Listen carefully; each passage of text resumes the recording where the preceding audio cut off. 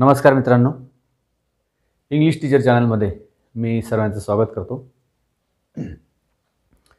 Channel subscribe करा, like करा, share करा. हे पुन्हा पुन्हा काही सांगत नाही. व्हिडिओ थोडासा आपला मोठा होतो. व्हिडिओची साईज कमी करण्यासाठी या गोष्टी आपण कन्सिडर करा. लाईक करणं, सबस्क्राईब करणं हे आपलं कामच आहे. आजचा जो टॉपिक आहे तो म्हणजे लँग्वेज लर्निंग प्रोसेसमधला अतिशय वरच्या लेवलचा भाग आहे. ज्यावेळेस माणसाला किंवा विद्यार्थ्यांना लँग्वेज ही पूर्णपणे समजते, पूर्णपणे समजल्यानंतर त्याला भाषेचे विविध अंग समजतात, त्याच्यातले बारकावे समजतात.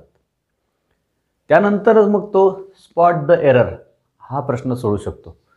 म्हणजे दिलेल्या वाक्यातील एरर शोधायचा आपल्याला. एरर कधी शोधता येईल? जेव्हा तुम्हाला भाषा परिपूर्ण समजेल, प्रमाणित भाषा समजेल, तेव्हा तुम्ही एरर शोधू शकतात. तर स्पॉट द एरर हा भाग परीक्षेला विचारला जातो. अनेक प्रकारच्या वरच्या लेवलला पण विचारला जातो. बँकिंगच्या परीक्षेला, MPSCला, UPSCला हा भाग म्हणजे अतिशय कठीण भाग असतो. भाषेचे अनेक अंग आहेत आणि कुठल्या अंगावर कुठला एरर ते विचारणार ते आपल्याला सांगता येत नाही. आणि त्याचा एरिया फार मोठा आहे. It has very wide area, vast area you can say. मग स्पॉट द एरर हा भाग शिकण्यासाठी error finding, to detect the error हा भाग शिकण्यासाठी आपल्याला सुरुवातीला टेन्स पूर्ण माहीत असणं गरजेचं आहे. त्यानंतर सहाय्यक क्रियापद माहीत असणं गरजेचं आहे. क्रियापदाचे 3 रूप माहीत असणं गरजेचं आहे. आता स्पॉट द एरर म्हणजे तो कोणत्या कोणत्या क्षेत्रामध्ये एरर करू शकतो याला खूप मोठं रेंज आहे. कधी तो टेन्समध्ये एरर करू शकतो, कधी पार्ट्स ऑफ स्पीचमध्ये करू शकतो. फ्रेजेसमध्ये खूप मोठा एरिया आहे. फ्रेजेसमध्ये हजारो लाखो प्रकारचे वाक्य तिथे तो एरर आपल्याला देऊ शकतात. प्रिपोजिशनचं क्षेत्र फार मोठं आहे. Preposition to use preposition is challenge all the time. Prepositions म्हणजे एवढे बारकावे आहेत. त्याच्यामध्ये फ्रेजेसमधले प्रिपोजिशनल फ्रेजेस किती कठीण असतात. नंतर सब्जेक्ट वर्ब ॲग्रीमेंट असतं, त्याच्यामध्ये एक लहानसा एरर असतो, तो मुलं शोधू शकतात. सब्जेक्ट वर्ब आणि टेन्स संबंधित आहे. नंतर नायदर नॉर, आयदर ऑर. नंतर काही ठिकाणी स्टेटमेंट असतं, काही ठिकाणी क्वेश्चन असतो. सिंग्युलर प्लुरलमधले एरर असतात आणि अजून पुष्कळ असतात. याचं क्षेत्र फार मोठं आहे. त्यामुळे ह्याच्यावर अनेक व्हिडिओज बनतील पुढे भविष्यात. 50, 60, 70, 100 व्हिडिओज फक्त एररवर बनतील. ते आपण गरजेनुसार आपण घेणार आहोत. परंतु स्पीकिंग चांगली येण्यासाठी सुद्धा आपण परफेक्ट वाक्य बोललं पाहिजे, याचा पण एक भाग आहे. आणि लँग्वेज लर्निंग प्रोसेसमध्ये हा अतिशय उपयुक्त भाग आहे. ग्रामरच्या दृष्टीने उपयुक्त भाग आहे आणि मार्क मिळवण्याच्या दृष्टीने उपयुक्त भाग आहे. अनेक प्रकारच्या स्पर्धा परीक्षांसाठी उपयुक्त भाग आहे. चला तर मग शिकूया आजच्या टॉपिकमध्ये spot the error. Let us begin.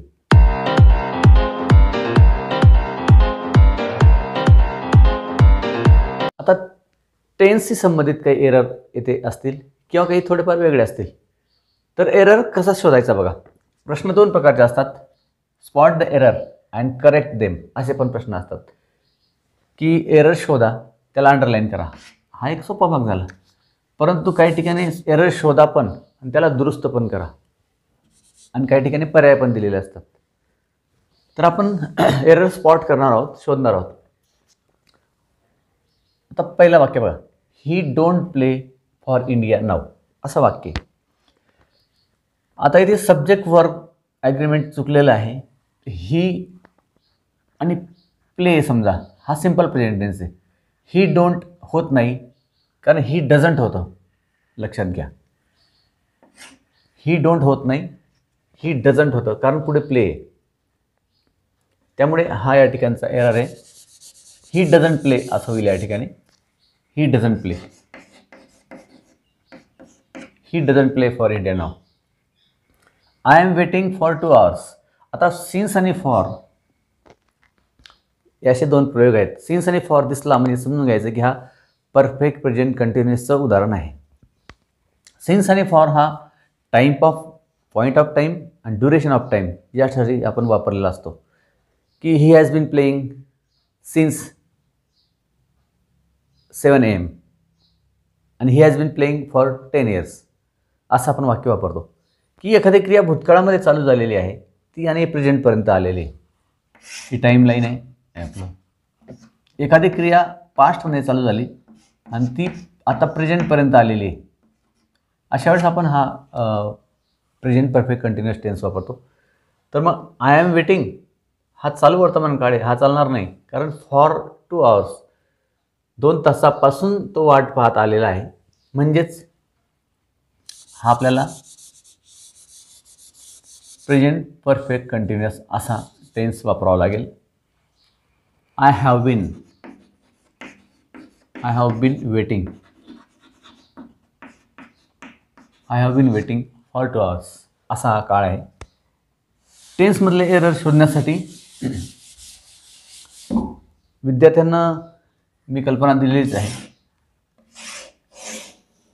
की त्याने 9 काळ एका बाजूला पाठ करायचे आणि उरलेले जे 3 आहेत ते वेगळ्या पद्धतीने शिकायचे, एकत्र करायचे नाही. आता हा काळ आहे, हा प्रेझेंट परफेक्ट कंटिन्युअस, याच्यात सिन्स आणि फॉर वापरतात त्यांच्यामध्ये. तर हा बदल लक्षात आला पाहिजे आपला. नंतर they did not liked the sale, त्यांना सेल आवडला नाही. परंतु डिड नॉट म्हणजे हा साधा भूतकाळ आहे. डिड नॉट हा साधा भूतकाळ आहे आणि हा पण भूतकाळी रूप, हा पण भूतकाळी रूप चालणार नाही, एकच लागेल. मग ते डिड नॉट लाईक हा एरर आहे आणि दुरुस्ती करून आपण असं करणार आहोत. He did not like the sale. आता डीड कुठे असतो? इथे असतो सिंपल प्रेझेंट टेन्समध्ये. आणि वाक्य असेल तर सब्जेक्ट प्लस V2 असतं. इथे असतो डू आणि डज आणि सब्जेक्ट प्लस V1. वाक्य असेल तर सब्जेक्ट प्लस V1, प्रश्न असेल तर डू डज. वाक्य असेल तर सब्जेक्ट प्लस V2, प्रश्न असेल तर हे. इथे मात्र विल शालच असतो, विलच घ्या शक्यतोवर. तर अशा प्रकारे हा बदल या ठिकाणी आपल्या लक्षात येईल. They did not like the sale. इथे अजून एक एरर करू शकले असते आपण. He did not like to sale. Sale म्हणजे विकणे, हे क्रियापद आहे. They did not like the sale असं असतं तर आपल्याला हे पार्ट्स ऑफ स्पीचमधला एरर असता. हा सेल व्हर्ब आहे, हा नाऊन आहे, त्यामुळे हा करेक्ट आहे. आपण हा जर दिला असता तर हा केला असता. हा एक बदल करू शकले असते ते. हा पार्ट्स ऑफ स्पीचमधला आहे. पुढे what does he plays on the ground. आता इथे डजचा प्रश्न आहे, सिंपल प्रेझेंटचा आहे. हा डज वापरल्यामुळे इथे यस नको, हा एरर आहे इथे. He does not play on the ground, कारण डजचा प्रश्न असेल तर यस लागत नाही, मात्र उत्तरामध्ये तो यस लागेल. Where does he play? He plays on the ground असं झालं असतं. मग डज आणि प्लेज एकत्र येत नाही, तर इथे फक्त प्ले पाहिजे. What does he play on the ground हा एरर आपण शोधला, दुरुस्त पण केला. One of the boy is my friend. आता बऱ्याच विद्यार्थ्यांना असं वाटेल की ते काय एरर नाही आहे. वन ऑफ द, वन आहे, बॉय आहे, इज आहे, तिन्ही सिंग्युलर आहेत. परंतु वन ऑफ दची जी रचना असते तिच्यामध्ये वन ऑफ द नंतर येणारं नाऊन हे प्लुरल असतं. कारण वन ऑफ द बॉईज अनेक मुलांपैकी एक, त्यामुळे one of the boy, boy हा इथला एरर आहे, इथे बॉईज पाहिजे. One of the boys is my friend, मुलांपैकी एक माझा मित्र आहे, असा बदल झाला. आता असा पण एरर देऊ शकता इथे, one of the boys are my friend. आता बॉईज आहे, आर आहे. विद्यार्थ्यांना असं वाटतं की बॉईज आणि आर बरोबर आहे, वन चुकीचं आहे, परंतु नाही. वन ऑफ द बॉईज म्हणजे अनेक मुलांपैकी एक, इज माय फ्रेंड, आर चालणार नाही. One of the boys is my friend. One of दची रचनामध्ये पुढील येणारं नाउन प्रोनाउन हे प्लुरल असतं. One of the players is happy, one of the birds is singing. One of the नंतर येणारं नाव ने प्लुरल असतं. असे एक एक दोन दोन उदाहरण गोळा करता करता हजारो मुद्दे आपल्याकडे येतील आणि आपण एरर्स स्पॉट करू शकतो. Spotting the error is always difficult. So keep in your mind every point, that may be from tense, that may be from preposition, phrases and all that. Next, he will be send a message. आता he will be इथपर्यंत आलो तर आपल्या लक्षात येईल की हा चालू भविष्यकाळ आहे. इथे आपण will be वापरतो नाही का, आणि verb ing वापरतो. he will be मग ते सेंडिंग पाहिजे नाही का. ही विल बी सेंडिंग चालू भविष्यकाळाचं उदाहरण आहे, तर इथं सेंडिंग पाहिजे. हा एक हे ही will be sending a message, तो निरोप पाठवत असेल. आणि फक्त असं असतं, पॅसिव्ह कंट्रॅक्शन पण असेल, he will be sent. Simple फीचरचं पॅसिव्ह असं पण होऊ शकतो, ही विल बी सेंट. हे जर नसतं तर त्याला पाठवलं जाईल. पण आपल्याला असा एरर दिलेला आहे, चालू भविष्यकाळ आहे, ते he will be sending. Subject plus will plus be अधिक वर्ब आयएनजी अशी रचना असते फ्युचर कंटिन्युअसची. तर हा एरर आहे. 1 ते 9 हे जे टेन्स आहेत हे विद्यार्थ्यांनी स्पेशल शिकायचे असतात. त्याच्यातले कर्ता क्रियापद यांची जोडी, नंतर कर्ता सहाय्यक क्रियापद यांचा ॲग्रीमेंट, सब्जेक्ट वर्ब ॲग्रीमेंट, एकवचनी कर्त्याला काय लागतं, अनेकवचनी कर्त्याला काय लागतं, आणि क्रियापदाचं पहिलं रूप, दुसरं रूप, तिसरं रूप आहे का, एस सी एस आहे, निगेटिव्ह आहे का वर्बल आहे. या गोष्टी म्हणजे याच्यामध्ये बऱ्याच पॉसिबिलिटीज आहेत. कमीत कमी 150-200 पॉसिबिलिटीज याच ठिकाणी एरर करण्यासाठी. आणि बऱ्याच वेळेस याचाच फायदा तो परीक्षा घेणारा घेत असतो आपला. Next, we have been working. आता वी हॅव बीन आणि वर्ब आयएनजी आला म्हणजे पुन्हा हे चालू पूर्ण काळ आहेत, present perfect continuous. We have been working, तर पुढे सिन्स आणि फॉर टाईम दाखवण्यासाठी या ठिकाणी येतोच. हे काळ सिन्स आणि फॉरसाठी प्रसिद्ध आहेत आणि विचारणारा त्या सिन्स आणि फॉरवर विचारतो. सिन्स म्हणजे पॉईंट ऑफ टाईम आणि फॉर म्हणजे ड्युरेशन. आता we have been working since 5 days. आता 5 days म्हणजे काही निश्चित एक काळ नाही आहे, पॉईंट ऑफ टाईम नाही आहे, हे ड्युरेशन आहे, म्हणून सिन्स चालणार नाही. ते इथे फॉर लागेल. सिन्स कधी वापरला असता, we have been working since Monday, सोमवारपासून आपण खेळत आहोत, 7 वाजेपासून खेळत आहोत, पॉईंट ऑफ टाईम, परंतु इथे ड्युरेशन आहे म्हणजे पिरियड दाखवलेला आहे, म्हणजे इथं फॉर येईल. मग हा एरर आहे आणि तिथे फॉर येईल. For we have been working for 5 days. 5 दिवसापासून आम्ही काम करत आलेलो आहोत. दे हॅड बीन, पुन्हा तोच काळ आहे बघा. दे हॅड बीन चालू पूर्ण भूतकाळ आहे. इथे सुद्धा सिन्स आणि फॉर वापरलेलं असेल. They had been read a book since 7 AM. आता इथं सिन्स आणि 7 AM बरोबर आहे, काही अडचण नाही. परंतु मग subject plus had plus been आणि इथं वर्ब आय एन जी पाहिजे, इथे आय एन जी पाहिजे, त्यामुळे रीडचा रीडिंग होईल. हा एरर होता इथला. They had been reading a book since 7 AM. ते 7 वाजेपासून पुस्तक वाचत आलेले होते. Rahul will have lend money. आता विल हॅव कोणता टेन्स आहे? Will have. विल हॅव इथे वापरतो आपण परफेक्ट फ्युचर टेन्समध्ये विल हॅव वापरतो आणि व्ही3 वापरतो. तिन्ही परफेक्ट टेन्सेसमध्ये आपण व्ही3 वापरतो. मग इथे व्ही3 आहे का? Rahul will have lend. आता लेंड बऱ्याच मुलांना असं वाटेल की हा व्ही3 आहे का व्ही2 आहे, काही लक्षात येत नाही. याचं आहे लेंड, लेंट, लेंट, उसने देणे, त्यामुळे व्ही3 वापरावं लागेल. हा व्ही1 आहे. हा एरर आहे. राहुल विल हॅव लेंट मनी. राहुलने पैसे उसने दिलेले असतील. हा एरर सापडवला आणि दुरुस्त केला. Boys has seen the circus. आता मुलांनी सर्कस पाहिलेले आहे. परफेक्ट टेन्स आहे तो. हॅव हॅज इथे असतो. हॅव आणि हॅज परफेक्ट प्रेझेंटमध्ये असतो.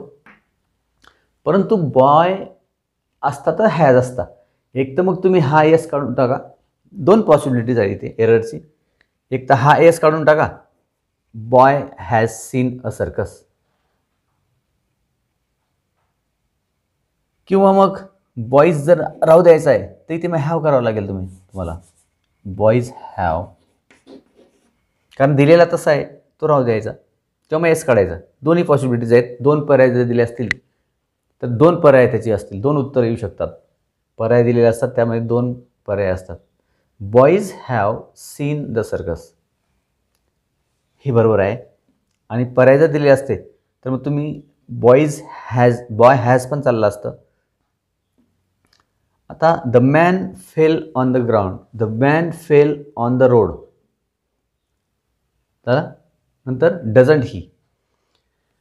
आता इथे हा जो टॅग क्वेश्चन केलेला आहे, डज करता कोण आहे, द मॅन आहे, ठीक आहे. परंतु हा फेल काय आहे? फेल हा जर V1 असता, पहिलं रूप असतं, तर इथे फेल यस लागला असता. परंतु हा फॉल फेलन दुसरं रूप आहे, म्हणजे हा सिंपल पास्ट टेन्स आहे.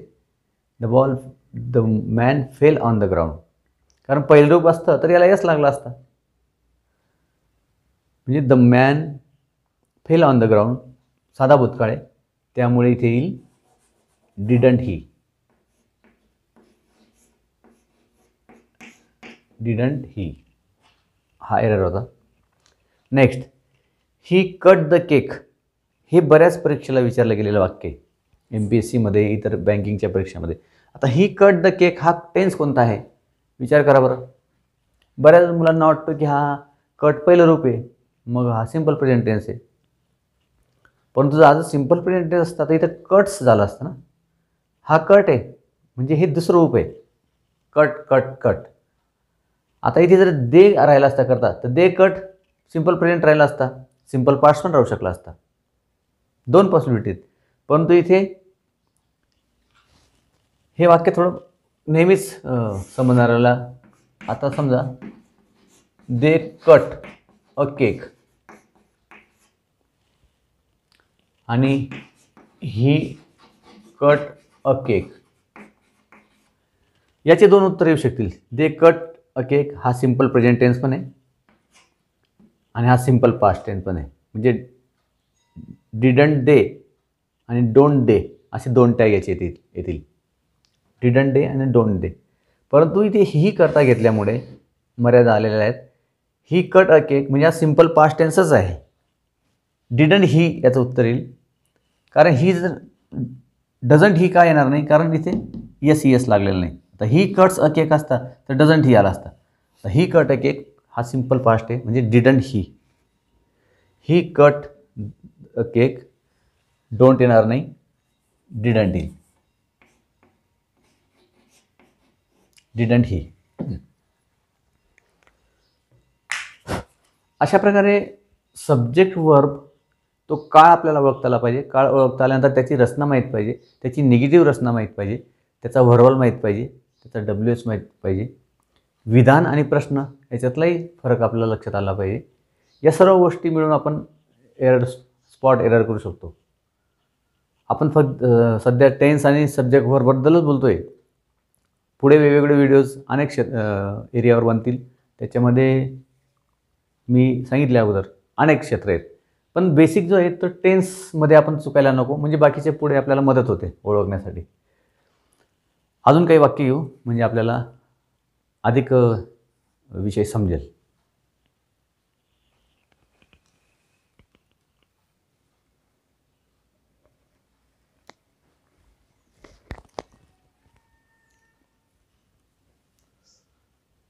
Next,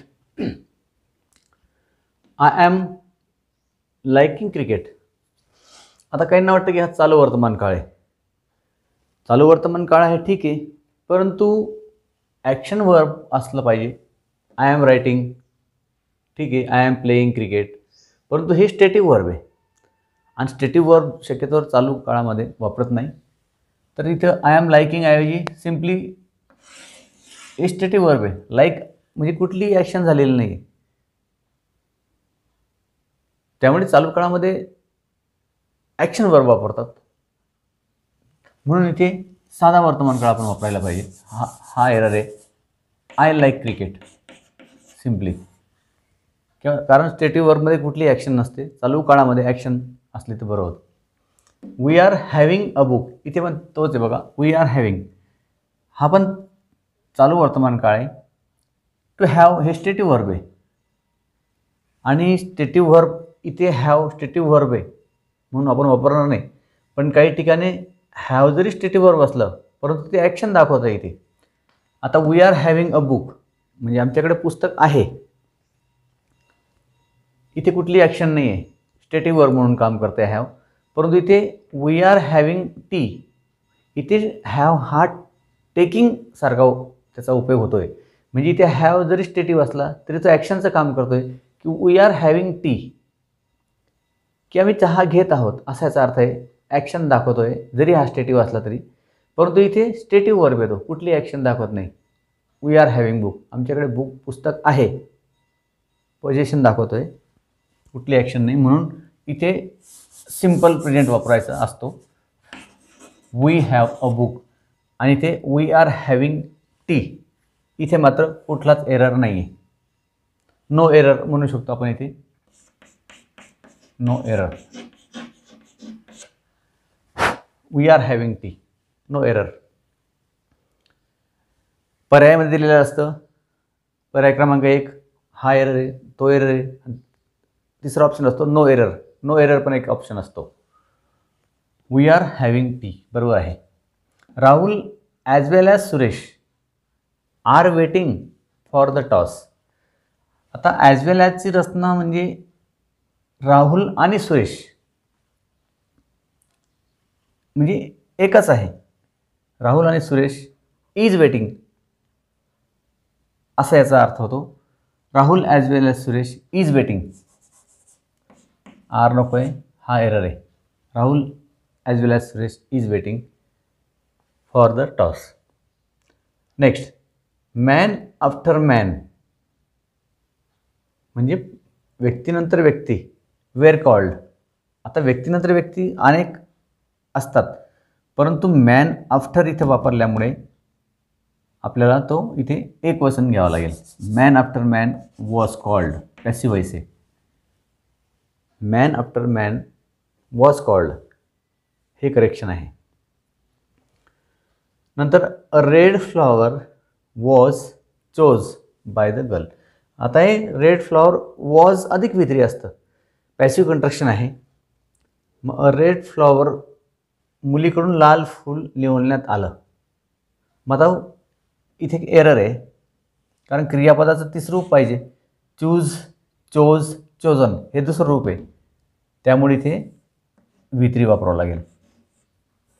a red flower was chosen by the girl. म्हणजे एरर करणारा 12 काळापैकी एरर करेल. त्याचे 8 पॅसिव्ह असतात. 8 पॅसिव्हमध्ये पण एरर करू शकतो, क्रियापदामध्ये एरर करू शकतो, सब्जेक्ट व्हर्बमध्ये ॲग्रीमेंटच्या एरर करू शकतो.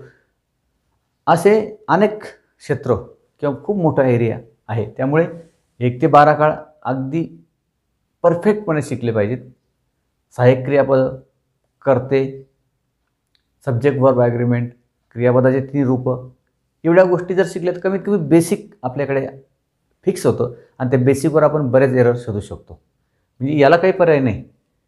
9 काळ आणि 3 काळ, 12 काळ, कर्ता क्रियापदच्या जोड्या, क्रियापदाची 3 रूपं, निगेटिव्ह, व्हर्बल, WH, एवढ्या गोष्टी बेसिकच आहेत. या कमीत कमी 400-500 इथे वाक्य बनू शकतात. म्हणून याला पर्याय नाही, तुम्हाला हे करावंच लागेल. चालू काळामध्ये आपण ॲम, इज, आर सहाय्यक क्रियापद वापरतो. इथे वॉज, वेअर वापरतो. इथे will be, shall be, will be, shall be. इथे विल, शॅल, विलच घ्या. इथे विल बी वापरतो. इथे हॅव ॲज वापरतो. इथे हॅड वापरतो. हे सांगायची काही गरज नाही. हा प्रेझेंट टेन्स आहे, हा पास्ट टेन्स आहे, हा फ्युचर आहे, हे सिम्पल आहे, हे कंटिन्युअस आहे, हे परफेक्ट आहे, हे परफेक्ट कंटिन्युअस आहे. त्यामुळे या गोष्टींना पर्याय नाहीत. इथे सिन्स आणि फॉर वापरलेला असतो. इथे हॅव, हॅज, बीन ING असतो, हॅड बीन ING असतो, विल हॅव बीन ING असतो. इथे बेसिक गोष्टी आहेत. Up next, a player ran fast. आता बघा सिंपल पास्ट आहे. A player ran fast comma because he didn't want to lose. Because he didn't want to lose. बघा हा पण पास्ट आहे, इथे पण पास्ट आहे. दोघांचे टेन्स सारखे बरोबर आहे जोडी. परंतु he did not want to lose. आता लूज हे वर्ब नाही आहे. लूज LOSE इथे क्रियापद पाहिजे ना. डिडंट वॉन्ट टू लूज तर हे वर्ब नाही आहे. हे लूज म्हणजे सैल. माय शर्ट इज लूज तशा अर्थाने वापरतो आपण. परंतु याला वर्ब वापरावा लागेल तुम्हाला. वर्ब आहे LOSE. लूज म्हणजे गमावणे, हारणे. Lose, lost, lost. हा एरर होता क्रियापदातला. Next, Mayur told that. Mayur म्हणाला की he will win the race. He will win the next day. पुढच्या दिवशी तो जिंकेल. आता पहिल्या वाक्यामध्ये मयूर टोल्ड, डायरेक्ट इनडायरेक्टमध्ये रिपोर्टिंग वर्ब टोल्ड असल्यानंतर पुढील वाक्यातील भूतकाळ आपला वापरला जातो. आता Mayur told that he will win. He will win राहणार नाही, ही वूड विन असं होईल. रिपोर्टिंग वर्ब जर भूतकाळ असेल तर पुढील काळ हा सुद्धा त्या प्रकारचा भूतकाळ असतो. He would win the next day. आता हे दोन वाक्य फार महत्त्वाचे आहेत. इफ क्लॉज येतो. If he had called me. Conditional clause येतो. कंडिशनल क्लॉजमध्ये पहिला जर पूर्ण भूतकाळ असेल तर पुढील क्लॉजमध्ये आपण वूड हॅव अधिक वित्री वापरतो. If he had called me, जर त्याने मला बोलवलं असतं. अशक्य परिस्थिती आहे. तिसरी कंडिशन आहे, third condition of if clause. आपण हे शिकलेलो आहे एका व्हिडिओ लेक्चरमध्ये. If he had called me comma I would have gone. इथे वूड हॅव गॉन येईल. त्याने जर मला बोलवलं असतं तर मी गेलो असतो.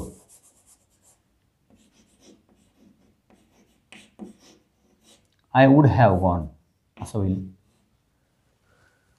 आणि last, if you will study you will pass. आता काहींना असं वाटतं की नो एरर. जर तू अभ्यास करशील तर तू पास होशील. एरर कुठे? परंतु ही पहिली कंडिशन आहे. कंडिशनल क्लॉजेसमधली ही पहिली कंडिशन आहे, जर तर. मग त्याच्यामध्ये पहिल्या कंडिशनमध्ये शक्य परिस्थिती असते आणि शक्य परिस्थितीमध्ये simple present plus simple future अशी रचना असते. जरी त्याचा मराठीत अर्थ दोन्ही भविष्य काळात असेल, तू अभ्यास करशील तर तू पास होशील. परंतु कंडिशनल क्लॉजमध्ये वापरताना पहिलं वाक्य हे सिंपल प्रेझेंटमध्ये असतं. मग काय होईल? If you study. If you study comma you will pass. If you study you will pass. हा एरर होता. If you study simple present comma you will pass म्हणजे सिंपल प्रेझेंट आणि सिंपल फ्युचर यांची जोडी असते कंडिशनल क्लॉजमध्ये एक पहिल्या कंडिशनमध्ये. तर अशा प्रकारे टेन्स, त्याचे पॅसिव्ह वॉइस आणि सब्जेक्ट वर्ब ॲग्रीमेंट याच्यावर आपण आजचे एरर्स घेतले होते. याच्या पुढे अनेक क्षेत्रावर आपण स्पॉट द एरर घेऊ. परंतु आजचा टॉपिक समजून घ्या. व्हिडिओ पुन्हा बघा आणि 12 काळ परफेक्ट करा म्हणजे या एरियामधल्या एरर्स आपल्याला लगेच सापडतील. तर ठीक आहे मित्रांनो, आजच्या व्हिडिओ लेक्चरमध्ये एवढंच. बाकीचा पुढील महत्त्वाचा भाग आपण पुढच्या व्हिडिओ लेक्चरमध्ये घेऊ. Till then, goodbye. Have a nice day.